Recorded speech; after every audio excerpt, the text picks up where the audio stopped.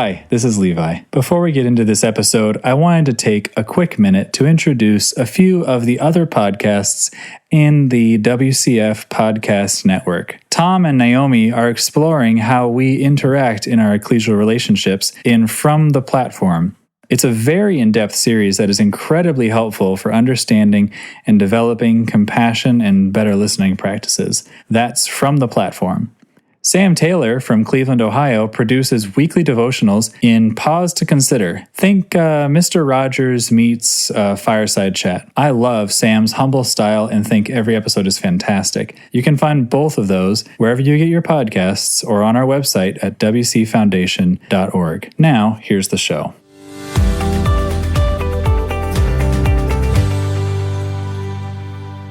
Welcome back to Little Faith. This is a podcast sponsored by the Williamsburg Christadelphian Foundation. A Little Faith podcast explores both the challenges and hope of living a life of faith. This is another of our special podcasts covering faith during COVID-19. I'm Helen, and today I'm chatting with a very good friend of mine, Kaitlin Molinaro. Hi, Kaitlin. How are you doing? Hi, Helen. I'm good. I am healthy and happy and comfortable and enjoying my day off. Oh, and so you should be, because you've been working so hard at the moment. And before we start talking about your job, which of course is a nurse, and you've been really busy at the moment, I'd like you to kind of introduce a bit about yourself to everyone. And I was thinking about when we first met. It was when I came to New Jersey, which is almost 3 years ago. And I think I came in August 2017. And when did you move to New Jersey? It was January of 2000. The same year, 2017. Yeah, I think it was. It was January so you 17. hadn't been in New Jersey that much longer than me. And I kind of spotted you at Schoolies Mountain. And I think we connected because we were both new. A little bit like fish out of water together. Yeah. Yes. And it's been really, of course, really lovely getting to know you better over the last couple of years. Definitely. It's been wonderful. And you obviously are not from New Jersey. So tell us where you're from. So I was born and raised in Northeast Ohio near Cleveland. And I'm one of 10 children. 4 of my brothers and sisters are adopted from Africa. And I moved out when I was 17 and went to school for nursing in Illinois, and was part of the Bloomington, Illinois Ecclesia there for a few years while I finished my degree. And then when I finished, I moved back to Cleveland and had a job there for 2 years, and then met my husband during that period of time, finishing school and moving back to Ohio. And eventually, 2 years after starting my first nursing job, I moved out to New Jersey and have been a part of the Schoolies Mountain Ecclesia and gotten engaged, gotten married, and here I am now. Yeah, and you haven't been married very long. You got married in January. Right, yeah, so, January 3rd. It's been a little bit over 3 months.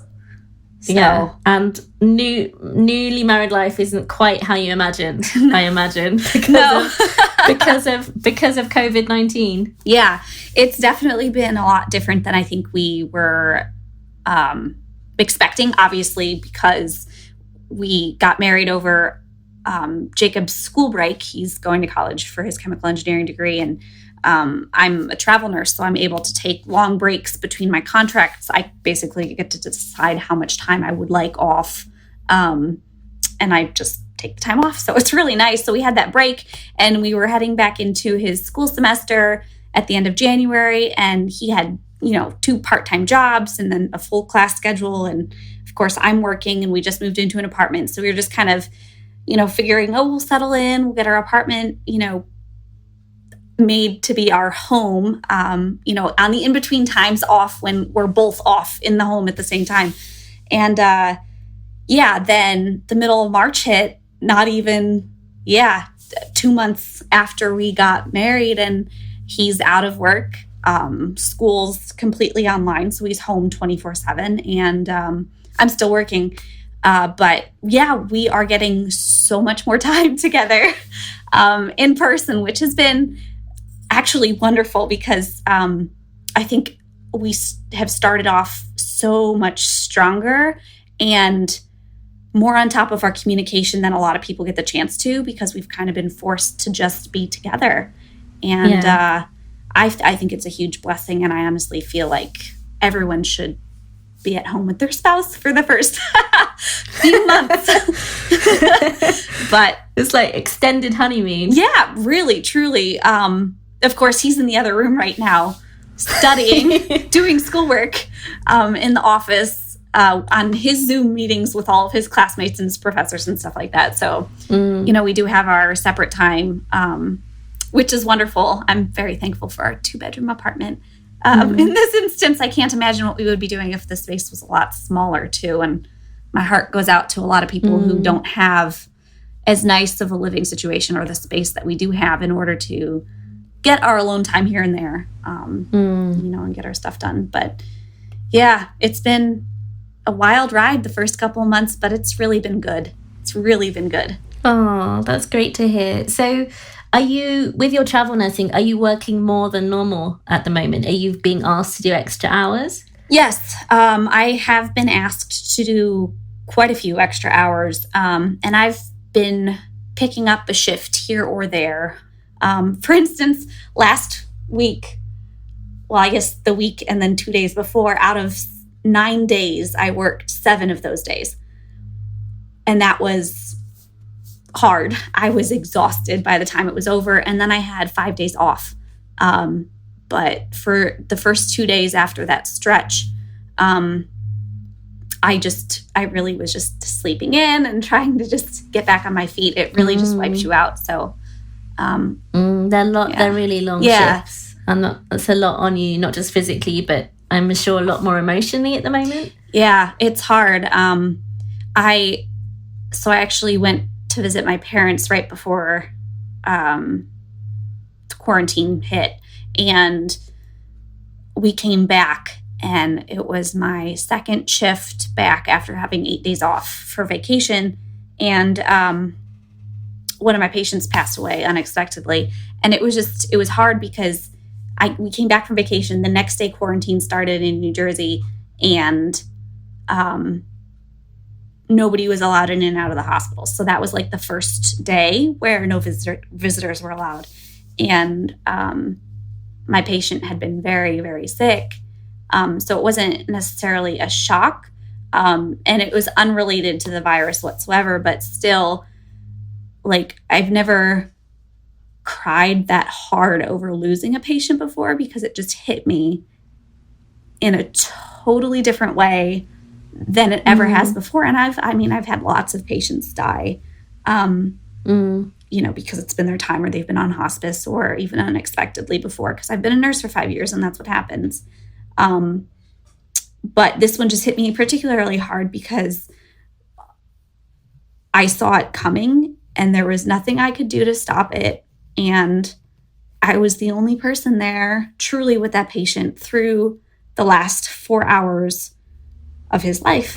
And that was just really hard. And calling the family, and like when he was no longer conscious, but he still had a heartbeat, and letting them, putting the phone up to his ear and just encouraging them to talk to him in his last moments. It was hard. And there's been a lot of those kind of situations ever since then. So, and so a lot more than normal. Yeah. So what type of ward have you been working on previously? Have you been moved to a different ward over the last couple of weeks? Yeah. Take us through like kind of, maybe, I don't know, the last 5 or 6 weeks. What were you doing before you went down to Texas? And then kind of after those 8 days, how did it change for you? Right. So before we left on our Texas trip, I work on a medical surgical telemetry unit. So it's mostly people who come in with chest pain and need to be monitored for 24 hours, or people coming in with, high or low blood sugars, or people coming in with a new stroke, things like that. People who are sick, but relatively stable. And these people are older. Yes. Those kind of symptoms you're telling me about. Yes and no. I mean, we see patients from the age of 18 all the way up, to 110. So I have cared for a lot of those kind of patients, but yeah, mostly people with a lot of extra like comorbidities, different health problems. So it's usually not healthy people coming in with something.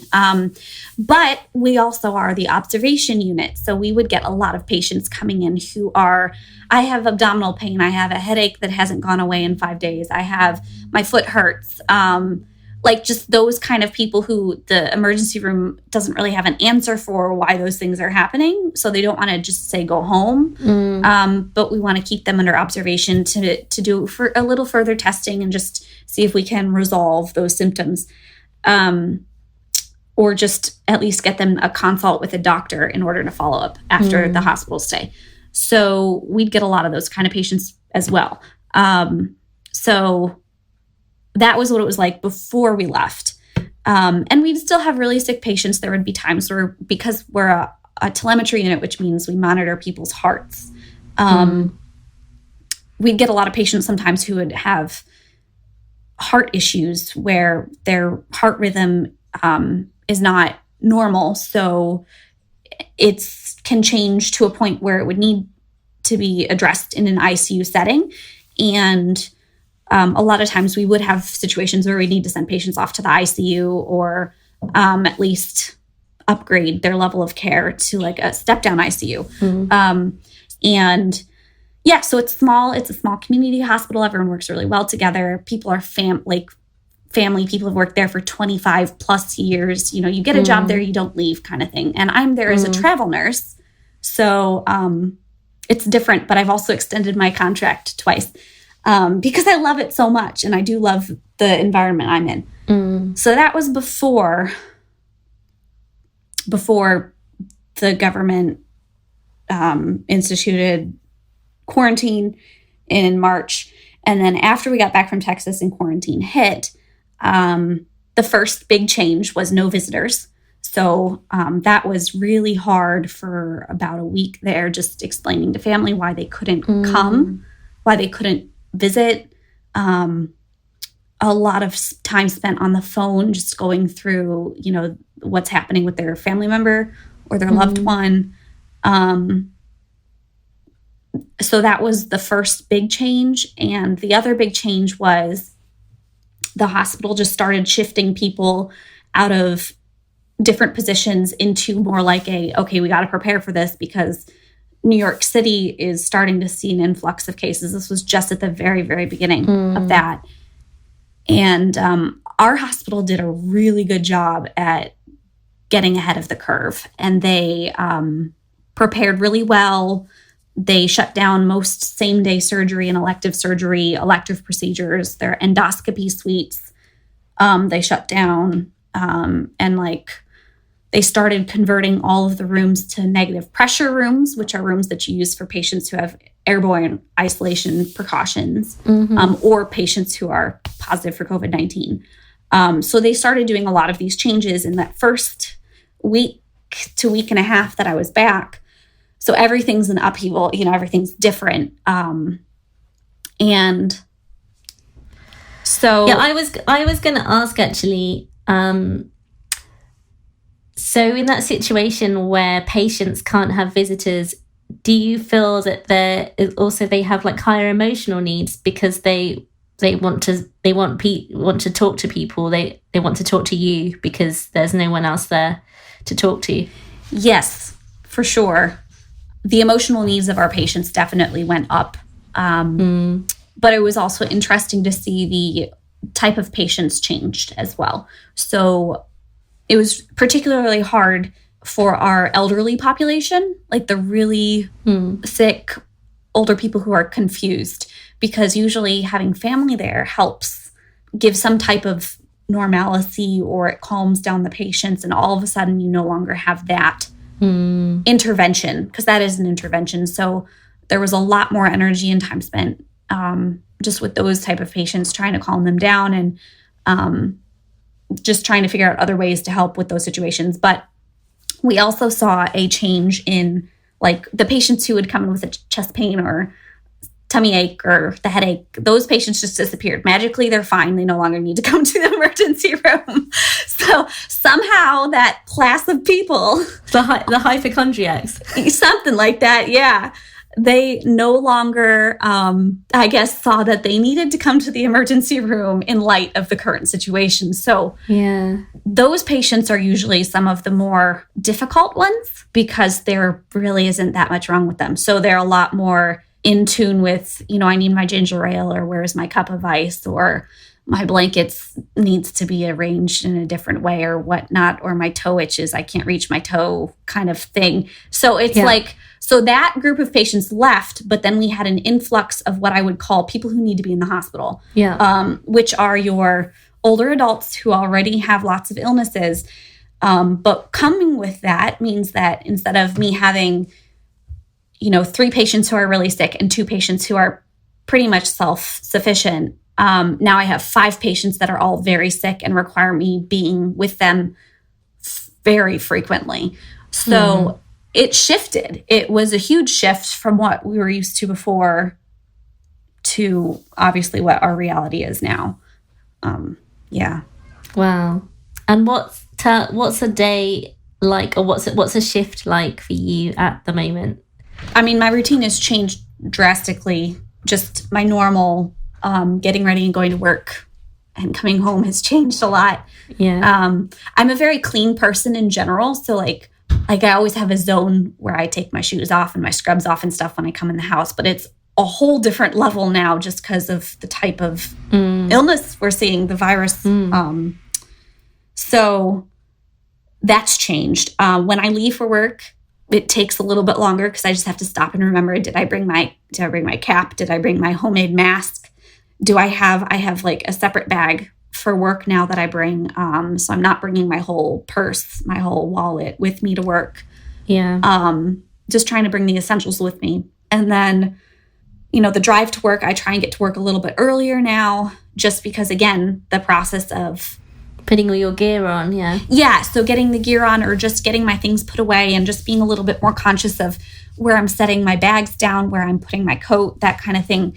And then also because of COVID, we have to be willing to float anywhere in the hospital. And floating means that they can move you to different units. So I have to get to work a little bit earlier just to make sure that they haven't moved me because I actually am not able to see their online schedule because I'm a traveler. So I don't know until I get to the hospital where I'm going to be in the hospital. That's hard. That's hard for you. Yeah. So I never know. I'm like, well, I could be on my home floor with the same coworkers that I'm used to working with in a different situation, but at least with the same people. Or I could be in the ICU with nurses that I don't really know very well because I haven't worked with them very much, with positive COVID cases in an ICU setting where the level of care is just completely different than what we were doing on our floor.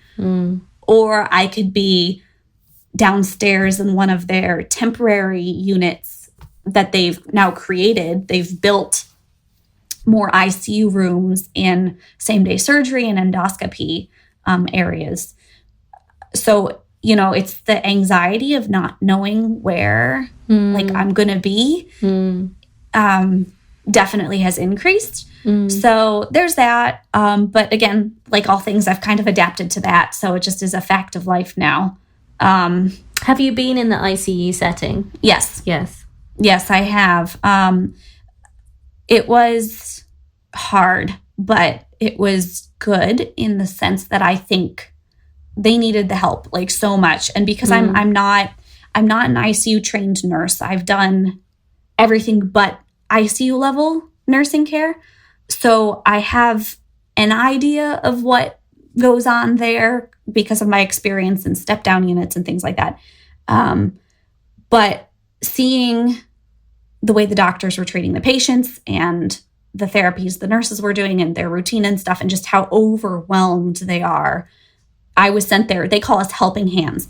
So I won't be a primary nurse on a patient's case, but I will be there to buddy up with a nurse. So I'm assigned to a nurse and I am her second set of eyes, ears, and hands all day long. And it's scary because the reality of it is I'm doing things that I'm not technically trained to do. But because it's a pandemic, I'm required to do them. And do you get opportunity to ask questions? Oh, for sure. Yes. Yeah. No, they've been very good about providing education, and like I ask so many questions all day long. I'm one of those people that probably will drive you nuts with how many questions I'll ask. And I've always been a very black and white, follow the rules, go by protocol kind of nurse. Because believe me, there are some that are not. And is protocol changing? I mean, yes. Yeah, I imagine all the time, depending on the need. Yes, for sure. I feel like every 24 hours, it's changing so much in so many different ways. Yeah. And when they're changing so much and there's such a flux, and they're changing reactively, not proactively. Yeah. It's really hard. It's really hard because you have to keep on top of it. You have to, like your morals have to change every day too. You have to come to terms with a lack of safety every day that's changing. You never know, like, am I going to get in trouble for doing this way today versus doing this way tomorrow? Yeah, there's just a lot of change with the protocols. Yeah. Oh, that sounds really challenging, Kaitlin. How have you been coping, or like what kind of coping mechanisms have you been developing through this, do you think? I don't, how would I describe my coping mechanisms? I think, as possibly unhealthy as this is, I have almost avoided talking about it. Yeah. Because I think that it kind of pulls me into a place of negativity. Like it puts me in a very negative mind space. And I think it's important to talk and to share. But I think if it's dwelled upon too much or hashed apart too many times, it just can really affect you negatively, emotionally and mentally. And so like, this is probably one of the first times I've really talked about my work experience in detail. And lots of people have asked me, how are you doing? Or how is work? What's going on? Or are you seeing lots of cases? Like, those are the classic questions I get asked almost every single day by a lot of people. And I've pretty much tried to keep it pretty generic because, again, it's hard. It's hard. I kind of equate it to like being, I don't know, an early mother who's probably sleep deprived and feels terrible and just, it's awful. Like, I love my newborn, but I feel awful because I just gave birth kind of situation, and I'm getting no sleep and I can't take care of myself like I normally would. And like, people are asking you, oh, how are you doing? And you're like, well, how do I answer that? Yeah. So, I'm completely with you about the sleep deprivation. So that's hard. So I think it's good to talk through it. And I have talked some with Jacob, with my husband, about things, but at the same time, for both of our sakes, I've tried to kind of just leave it at work. How do work support you? I mean, even when work is normal, how are you supported with the experiences you're having? Like, do nurses talk a lot to each other? Yes. I guess that would be definitely one way that we're coping through this as healthcare workers together. At work, we do talk about a lot of things, and behind closed doors, there is a lot of frustration and being pulled from so many different directions. You're dealing with a new virus. You're dealing with an influx of patients. You're dealing with working in different conditions than you were before. You're working with a whole bunch of new coworkers because they're pulling nurses from other hospitals and sending new traveling nurses. So you're learning how to work with different personalities. Doctors are getting sick, so you don't have the same doctors on that you normally would. So you're trying to figure out that. You have the constant changing of the policies. So there's just so many different things, like internal. So we do, like, our lunch breaks are kind of like our decompression time. Yeah, and that's so important. So important to be able to have that time. And I feel like from what you were saying as well, I mean, we talked a little bit about how what it is to kind of be, you're an essential worker, you're a key worker at the moment, and you're so important. And people in medicine always have been important, but perhaps, like, especially what you were saying about how some of those people who normally come along, like, who don't really seem to have that much wrong with them, or you're not sure what's wrong with them, didn't come, that has kind of changing our perspective of what is essential, what is important to go to a hospital with and what isn't. Yes, for sure. And I think that's also something as nurses and healthcare workers, we've all laughed about. I think laughter is, again, back to your coping mechanisms, laughter has been a way that we are coping. You have to find things to smile about. And in a way, it's sort of funny, but it isn't funny. But we have joked about that there's 3 things that people are going to learn through this. And one of them is you don't need to go to the hospital for a stomach pain. You'll figure out that there's certain things you actually don't need to go to the ER for. You'll realizing that washing your hands all the time is very important.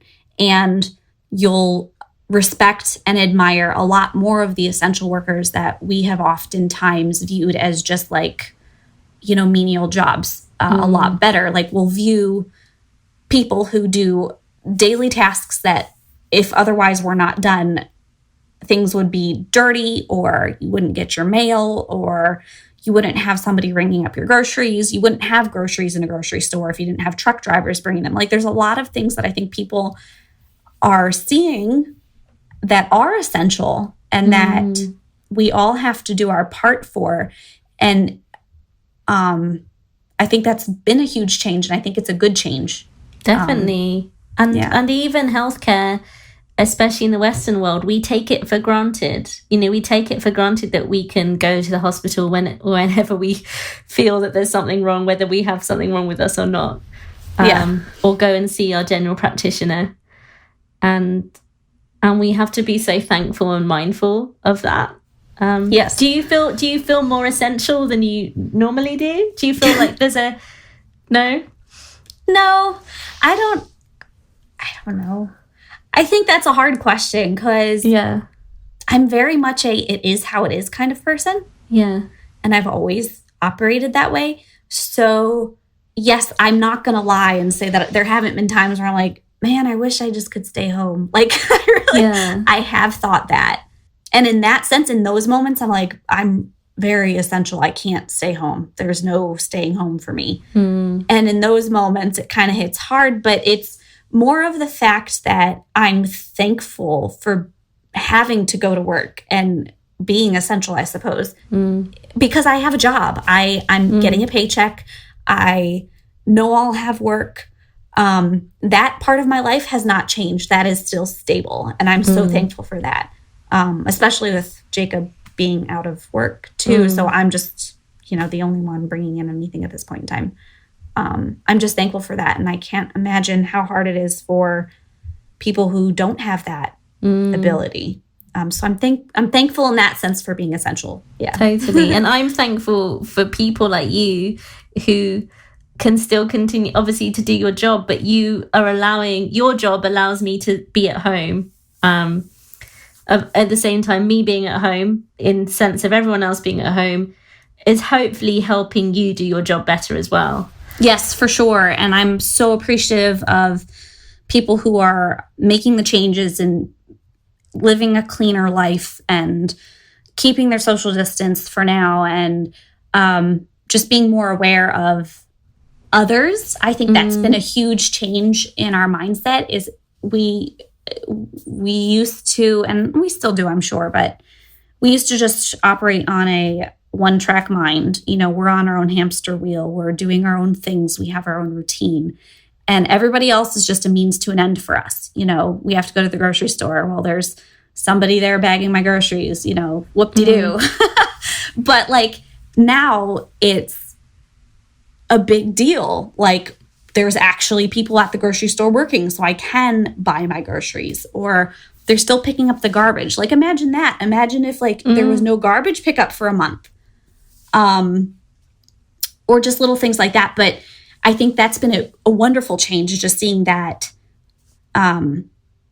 there's much more out there except for our life. Like there's so many different pieces to it. And I know I'm more thankful for that as well. So much more thankful for that. Have people been more thankful for you? I mean, when you've been leaving work, there's been things in the car park at times. Yeah. So there has been a lot more show of support by the community for all of the healthcare workers at the hospital. The local, I don't know, so one of the local clubs came by and they had all their bagpipes and they were playing national anthem and different patriotic songs on the bagpipes for all the workers coming into and leaving work at 7:30 one night. And then another night, there was the local fire department came and just was like running their lights and sirens and saying thank you. And there was actually people from the community who had come and parked in the parking lot and were staying a safe distance away from each other, but they were saying thank you to everyone who was coming and leaving. And another day, literally maybe 50 different fire stations and police departments came out with their trucks, the ambulance, just the police cars and everything. And there was enough of them that they came in the driveway, like at the front of the hospital, and encircled the entire hospital with their rescue vehicles, with their lights on. And they had management had gotten most of the workers out of the hospital at that, except for some who had to stay and watch patients. But they got all the nurses, the housekeepers, the cooks, the patient care techs, the doctors. There was so many different people. They tried to get as many of the healthcare workers outside also to encircle the hospital. And that was really special. It was special to see the support from other essential first responders coming to tell us thank you. And I felt like we should be telling them thank you. Like it was a very mutual experience, and an emotional one too for a lot of people. So it really shows how everyone plays their part. Totally. Yes, you're making me feel a bit emotional now as well. Yeah. So let's move on and talk about faith, because of course this podcast is called A Little Bit of Faith. And how has the last 6 or so weeks been for you? Kind of, do you think this has affected your faith? Has it strengthened your faith? What kind of things have you been thinking about? I think that the whole experience, to be honest, has helped strengthen it. It strengthened my personal prayer life, that's for sure.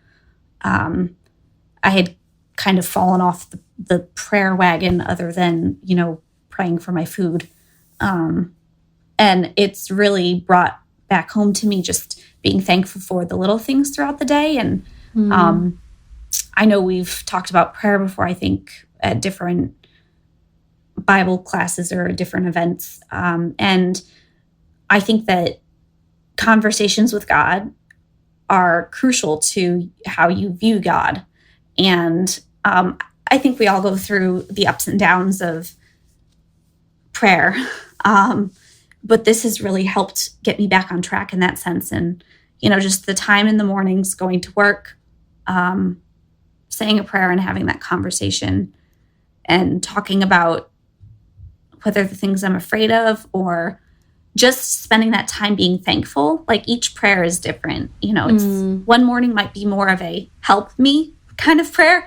And another morning might be more of a thank you for my blessings kind of prayer, or just a, hey, this is how I'm feeling kind of prayer too. And I think that's really special that's kind of been an outcome of all of this. And I'm thankful for that. So in that sense, I think it really has, the situation has really helped me to get closer to God in that sense. But it's also really put into perspective for me how I'm not scared. Like I'm not worried. And I haven't really been most of this time. about the general outcome of everything or where things are headed or the what ifs. It's kind of been a roll with the punches viewpoint that I've always come from. And I am scared, and don't get me wrong, I am scared about the lack of protective equipment and the lack of support and the change of the policies and all of that going on in the hospitals for more than one reason. So that does scare me. But the whole pandemic situation on a whole does not scare me. And I know that's not a popular view to come from, and I don't want that to come from a standpoint of like sounding high and mighty or anything like that, because it's not.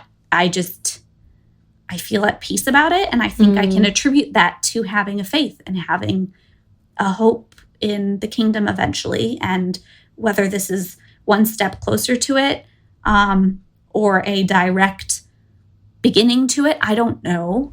And I'm not about to try and make a prediction on that, but I'm not worried. Like, what will be. And I don't have control over the government, and I don't have control over this virus, but I do have control over my emotions and how I respond to what's going on around me. Can you see faith alive in your hospital in different ways? Yes. A lot of people, all of a sudden, like the nurses and the doctors and all of the other coworkers that are a part of our in and out routines, God comes out of their mouth more often in I said a prayer this morning, in a positive way. Like, we're talking, people I think are less scared to bring up faith and God and personal Christian life, which is cool. That's been very exciting, I think is the right word for me to see that. Because people that I had no idea went to church, all of a sudden are talking about going to church and this and that. And I'm like, really? And I'm sure that's the same for other people too. Like, as much as I think I do try to be transparent about being a Christian, I don't talk about it every day. Like, it's kind of, I just don't talk about it every day. So yeah, it's come up here and there, and people know I'd rather, like, I think people know that I go to church because when I work on Sundays, I've been known to complain about how I'd rather be at church than at work. But that's like not really a positive way to talk about it. It's just me like saying, I want to be at church. I don't want to be here. Like that kind of thing. So people know I go to church, but there's been more conversations about God amongst our coworkers, I think, than there was before, for sure. Yeah, that's wonderful. And also with some of the patients, even at those difficult times where someone only has a couple of hours to live, has there been anyone reflecting on their faith at that point as well? Yes, in certain cases, and no in others. I think it just depends on how that person's life is ending. If it's more of an expected end, there is a lot more conversations about faith with the nursing staff, particularly with their patients, because there's no longer family around to have those conversations with their loved ones. And I've had a couple of those conversations with patients as well. And at other times, it's just the end is coming so fast and so quickly. Or, you get a patient who comes in who can't breathe because they have COVID-19 and their lungs are deteriorating, and you're shoving a tube down their throat really fast and putting them on medications, and all of a sudden they're paralyzed, sedated with the tube down their throat, and they may never, ever come out of that. And they never had a chance to even have that conversation with anyone because you went from, they went from being kind of sick at home to being very sick and at the hospital. And that's hard. That's really hard to see, because it really brings home. Sorry, I'm getting emotional. It's fine. It's absolutely fine. Take your time. It really brings home the fact that, like, we don't get a chance to reevaluate our faith sometimes. And I think it's a huge call, a massive call to all of us as Christians, or as anyone who's ever heard about God, to realize that sometimes we just won't be given that second chance or those couple of hours before you die to reflect on your faith and your relationship with God. And like, now is the time to make that reflection while you're healthy and to not take it for granted.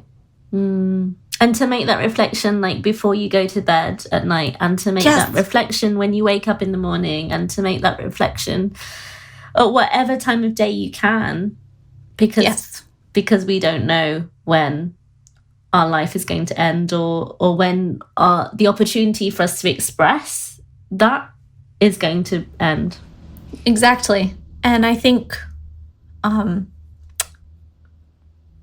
as it usually goes, we remember God in the hard times, and we kind of forget about him when it's easy and when life is good. And,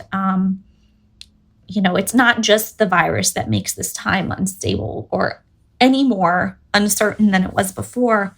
Yes, it's one more thing, but it's added to a list of many things. And I think that, we just need to focus back in on being more thankful and more reflective, and just work harder at our personal relationship with God and with Jesus. Because, get rid of COVID-19, life may go back to normal or whatnot, but you could still be in a car accident. You could still be hit by a bus. You could still get stung by a bee. And if you're allergic to bees, that could be it.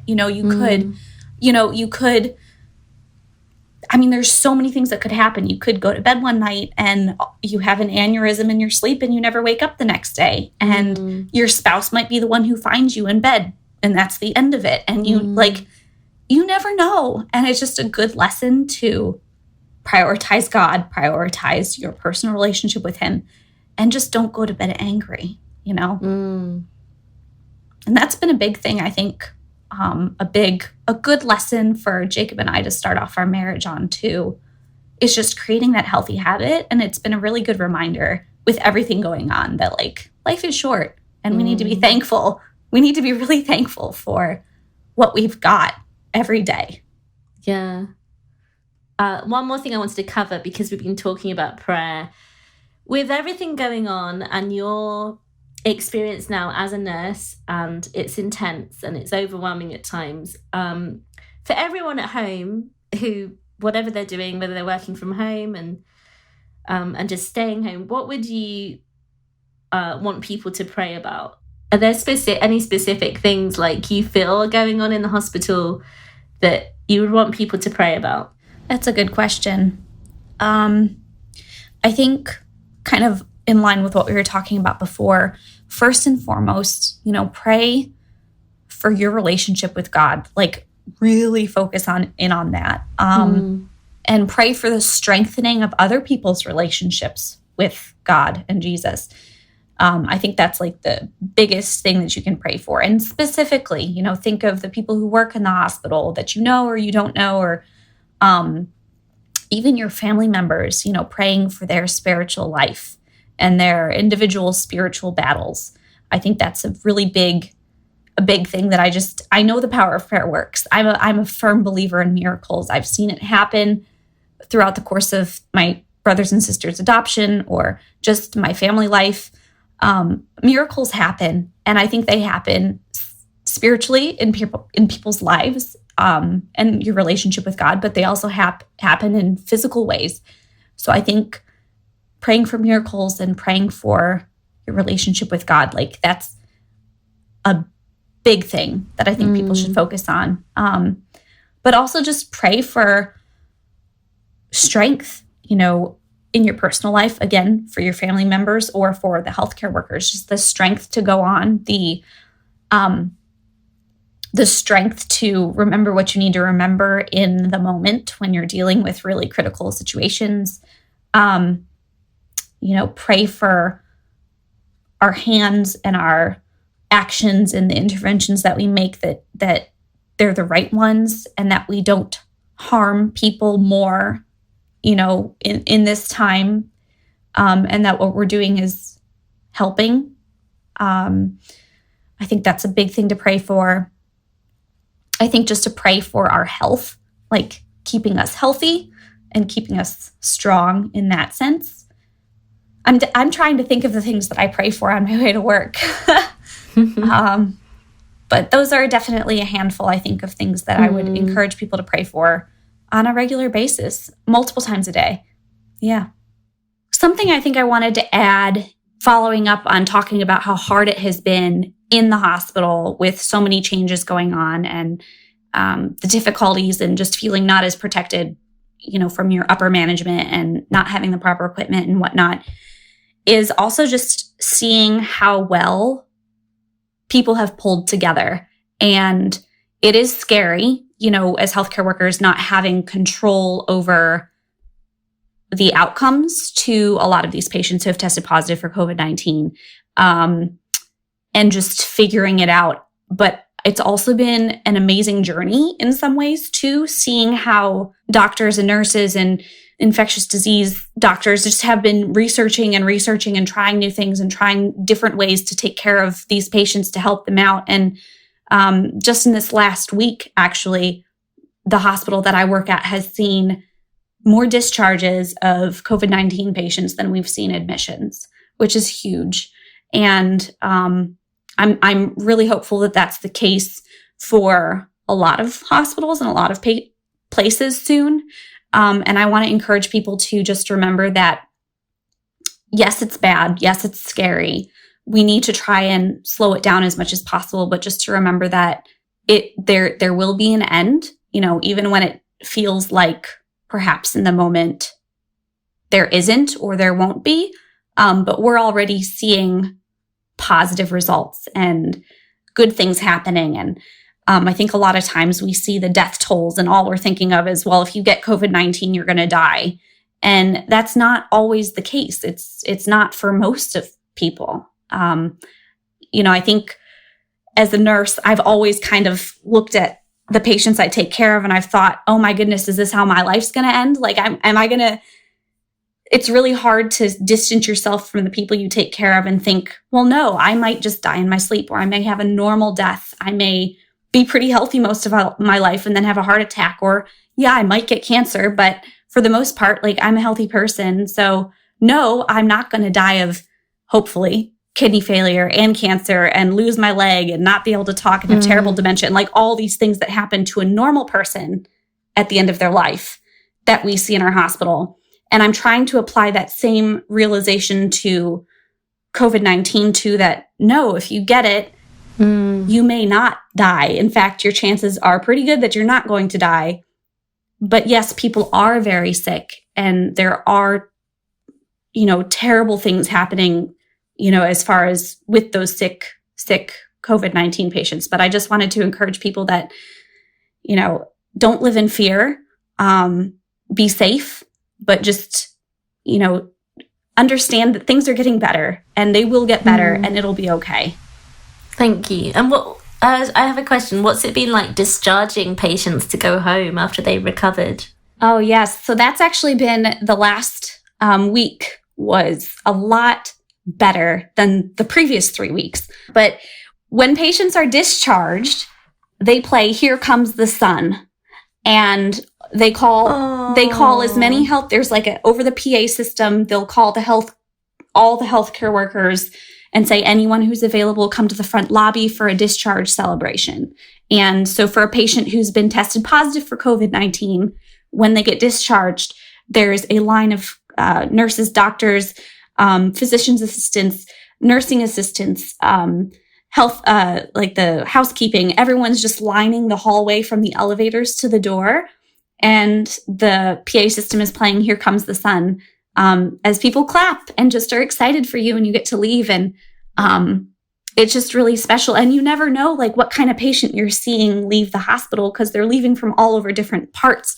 So, I mean, there's been times where it's, an older man or a middle-aged woman or a young woman with a baby. It's been a wide range of discharges, and it's been really good and a really good morale booster to just have that routine to just remind us that there's good in our day and that there's hope. Yes, there is so much hope. Yes, for sure. Oh, I love that. Well, thank you so much, Kaitlin. It's been really, really lovely to talk to you. It's been moving, but I think you've shared some really important messages. So thank you for taking the time. And we'll all be praying for you and all the healthcare workers around the world. And we're very grateful for your work. So God bless. Thank you so much. This has been great chatting with you as well. And I hope it helps some people out there in some way. Little darling, the smiles returning to the faces.